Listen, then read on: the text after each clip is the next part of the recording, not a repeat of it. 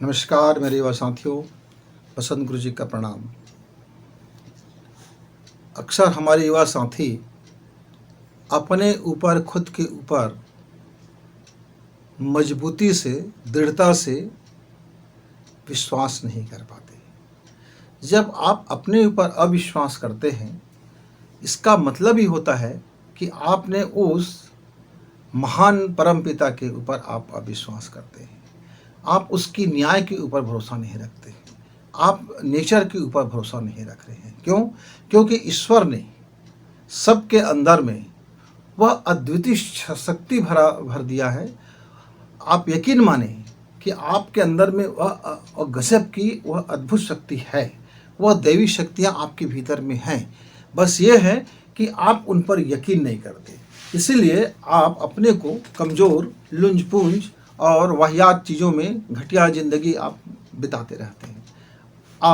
आप सोचते रहते हैं कि भाग्य आपका फूट गया, किस्मत आपका साथ नहीं देता, भैया साथ नहीं देता, भाभी साथ नहीं देता, मम्मी साथ नहीं देते, पापा साथ नहीं देते, मामा साथ नहीं देते, ताऊ साथ नहीं देते, पड़ोसी साथ नहीं देते, शिक्षक साथ नहीं देते, शासन साथ नहीं देते, नेता साथ नहीं देते। यानी कोई आपको साथ देता ही नहीं। क्यों नहीं देता?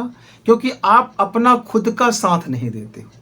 आपने अपना माइंड का साथ दिया, आपने अपने विचार का साथ दिया, आपने अपने दृष्टिकोण का साथ दिया, क्या आपने अपने पर्सनालिटी का साथ दिया? जो आपके भीतर में ईश्वरीय शक्ति है, क्या आपने उसको साथ लिया? जब आपके अंदर में जो चीज़ें हैं, जिसके लिए कहीं आपको हाथ फैलाने की ज़रूरत नहीं है, जिसके लिए कोई मोल चुकाने की ज़रूरत नहीं है, जिसके लिए आपको कोई तामझाम करने की ज़रूरत नहीं है, जिसके लिए आपको किसी के सामने नाक रगड़ने की ज़रूरत नहीं है, किसी के सामने आपको गिड़गिड़ाने की ज़रूरत नहीं है, मिमियाने की ज़रूरत नहीं है, दुम हिलाने की ज़रूरत नहीं है, चापलूसी करने की ज़रूरत नहीं है, मान मनोवल करने की ज़रूरत नहीं है, मनुहार करने की ज़रूरत नहीं है, और न हाय हाय करने की ज़रूरत है, न तौबा तौबा करने की ज़रूरत है। कुछ की ज़रूरत ही नहीं है। वो आपके साथ है, लेकिन आपने कभी उसको साथ लिया ही नहीं। आपके अंदर में एक प्रकाश भरा पड़ा है और आप बाहर पड़ोसी से कहते हो, भाई मुझको एक दीपक मिल जाएगा क्या? मुझको एक डिबरी मिल जाएगा क्या? मुझको एक चिमनी मिल जाएगा क्या? मुझको एक बल्ब मिल जाएगा क्या? मुझको एक थोड़ी सी रोशनी दे दे। पड़ोसी हंसता है, कैसा मूर्ख है। अंधेरे को कभी कोई रोशनी मिलेगा क्या? रोशनी तो आपके अंदर होगा तो अंधेरा स्वतः समाप्त हो जाएगा। वो पड़ोसी हंसता है। मित्रों, ऐसे ही हमारी नादानियाँ, हमारी बेवकूफ़ियाँ और हमारी मूर्खता से हम अपने आप को कमज़ोर, लुंज-पुंज और शक्तिहीन समझते रहते हैं। मेरे पास अक्सर एक मित्र आते हैं, जो जब भी आते हैं तो मैं अपने भगवान से कहता हूँ, इस आदमी से मुझे दूर ही रखें। क्या है उस आदमी की विशेषता? उस आदमी के पास कोई बैठना नहीं चाहता, कोई बैठना ही नहीं चाहता। उसका एक ही कारण है, उसके रोम रोम में सबके प्रति गाली भरा पड़ा है, शिकायत भरा पड़ा है। सब पूरी कायनात उसके दुश्मन है। कोई उसका हित चाहता ही नहीं है, कोई उसको अच्छा करना ही नहीं चाहता, उसके भाग्य कभी साथ देता ही नहीं। उसके किसी के ऊपर, खुद के ऊपर भी कभी त्राई रत्ती भरोसा नहीं होता। उसके बाल बच्चे, रिश्तेदार, पति पत्नी और बच्चे, पिता माता, माने हर व्यक्ति दुखित, हर व्यक्ति पीड़ित। कहीं काम करने जाता है, एक आध माह काम करता है, फिर वो टिकता नहीं है, क्योंकि वहाँ भी वो सबको वो उसको लगता है कि सब खराब आदमी है। दुनिया में अपने आप को भी कहता है कि मैं बहुत खराब आदमी हूँ, और दुनिया को भी कोसते रहता है, गालियाँ देते रहता है। क्या आप ऐसे व्यक्ति के साथ बैठना पसंद करेंगे, जिसकी भावना में इतनी कड़वाहट हो, इतनी नफरत हो, इतनी आग हो, इतनी द्वेष हो? उसके साथ में दैवी शक्तियाँ फिर कैसे काम करेंगे? दैवी शक्तियाँ तो सौहार्द में काम करता है, दैवी कृपा तो प्रेम में बरसता है। दैवी सहायता हमको अनुग्रह तब मिलता है जब हम इस विश्व की वाटिका को सुंदर करने के लिए अपने को माली की तरह खपा देते हैं, अपने को माली की तरह खपा देते हैं। धूप है तो भी अपना काम करना, पानी बरस रहा है तो भी काम करना, ठंड है तो भी काम करना, गर्मी लग रहा है तो भी काम करना, कड़कड़ाते ठंड में भी काम करना। मतलब अपना ड्यूटी पूरा करना, जो अपना कर्तव्य है, अपनी ड्यूटी है, हमको तो उसको हंसते हुए करना होगा, निर्मल भाव से करना होगा, प्रेम के भाव से करना होगा, सौहार्द के भाव से करना होगा। बस ये नहीं करते हैं, लेकिन हम जरूर चाहते हैं कि भगवान हमको छप्पड़ फाड़ के धन दे दे, ईश्वर हमको छप्पड़ फाड़ के सुख दे दे, ईश्वर हमको छप्पड़ फाड़ के स्वास्थ्य दे दे, हमारा शरीर एकदम स्वस्थ रहे। हम चाहे कुछ भी अटरम सटरम कटरम कुछ भी शरीर के अंदर खाते रहें, पीते रहें, मटर गश्ती करते रहें, अय्यासी करते रहें, वासनाग्रस्त रहे, कुछ भी करें कुछ भी, लेकिन ईश्वर हमको स्वस्थ दे, शरीर हमारा अच्छा रहे, अच्छा मन हमारा खुश रहे, हम किसी को खुशी ना दे पर मन हमारा खुश रहे। मित्र, ऐसे विपरीत कामना आप करेंगे तो जिंदगी भर में आपको राय रहते कुछ मिलने वाला नहीं। लेकिन यदि यह सोचते भी हैं कि इस संसार में ईश्वर है कि नहीं है, तो एक समय के लिए उसको अलग कर दीजिए।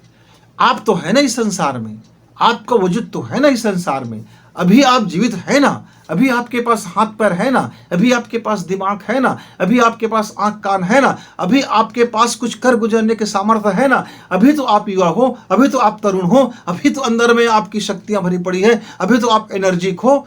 तो अभी आप यदि एनर्जिक हो तो खुद को पूर्ण रूप से दृढ़ संकल्पित होकर के काम में जुट जाइए और तब तक चलते रहिए जब तक मंजिल ना मिल जाए। हो सकता है कि कहीं आप धीमी चलो, हो सकता है कहीं रुकना पड़े, हो सकता है कहीं गति तेज बढ़ाना पड़े। तो समय को साथ में देख करके, अनुकूलता और प्रतिकूलता को देख करके, वातावरण को समझ करके, इस दुनिया की इस समझ को समझ करके, अपना कारोबार को समझ करके फिर आप चलते रहिए। जिस दिन आप पूर्ण समर्पण के साथ अपना माइंड सेट कर लेते हैं कि मुझको ये लक्ष्य है, इस लक्ष्य तक पहुंचना है, और उस पहुंचने के लिए फिर आप फिर चल पड़ते हैं। फिर आपको नींद आपका हराम हो जाता है, खाना पीना आपका फिर हराम हो जाता है, सुख चैन आपका फिर हराम हो जाता है। क्योंकि आराम करने लग जाओगे तो फिर रास्ता कैसे तय करोगे। अब मैं पैदल भी मुझको चलना है, अच्छा, और मैं सो भी सकूं, मुझको धूप में निकलना है लेकिन मेरे साथ एसी रहे, मुझको उपवास भी करना है लेकिन मेरा पेट भरा रहे, मुझको पानी, मेरे शरीर में पानी की कमी भी ना हो और मुझको पानी भी ना पीना पड़े, मैं तमाम पैसा खर्च करूं लेकिन मुझको कमाना भी ना पड़े। ऐसे विरोधाभास अंतर्द्वंद आपके मस्तिष्क में चलने के कारण आप अपने को पूर्ण समर्पण नहीं कर सकते, आप अपना माइंड सेट नहीं कर पाते। मेरे युवा साथी, आपका मार्ग लगातार बदलते रहता है। अभी आप कुछ इधर चले, अभी आपको चाहिए था IAS अफसर बनना, फिर आप उधर चले, नहीं मैं क्लर्क बन जाता हूँ, फिर आप चले उधर मैं शिक्षक बन जाता हूँ, नहीं आप चले फिर उधर पटवारी बन जाता हूँ, नहीं भाई इसमें बड़ी कमाई है यार, नहीं मैं नेता बन जाता हूँ, इसमें हरा लगे ना फिटकरी रंग आए चोखा, कमाते रहो, कुछ भी करते रहो, कमाते रहो, नहीं यार इसमें भी बड़ी झंझट है, जनता के पास जाओ, वोट मांगो, जीत गए तो ठीक, हार गए तो बड़ा फिर पैसा डूब गया, फिर अधिकारी बन जाओ, रिश्वत लो घर भरो, भ्रष्टाचार करो। मैंने आप समग्रता में इस संसार को समझने के बजाय सिर्फ आप अपने लोभ की दृष्टि से आप देखते हो। इसके कारण से आपको जगह जगह ठोकरें मिलती हैं, इसी कारण से कई बार आपको असफलता मिलती। एक स्वप्न देखा और उस स्वप्न को कंप्लीट स्वप्न देखे, आधे अधूरे नहीं भाई, पूरा का पूरा चक्र में स्वप्न देखा, पूरा सर्किल में देखा, और उस स्वप्न को पाने के तरीके भी आपने स्वप्न में देखा कि किस रास्ते से क्या मेहनत करके, कितने मेहनत से, कितने परिश्रम से, और क्या गुणवत्ता आप में चाहिए, क्या क्वालिटी चाहिए, कितना धन चाहिए, कितना जन सहयोग चाहिए, कितने लोगों का संग चाहिए। तमाम चीज़ों को यदि आपने एक बना लिया और उसको फिर स्वप्न में देख लिया तो आपका स्वप्न हकीकत में बदलेंगे। आप चलना शुरू कर दीजिए, लेकिन आपको 100% अपने क्षमता के ऊपर भरोसा रखना होगा। और क्या करना होगा? नींद हराम करना होगा, चैन को बेचैन करना होगा। जब तक आपको वह मंजिल ना मिल जाए, आप सुख चैन के खर्राटे कैसे भर सकते हो?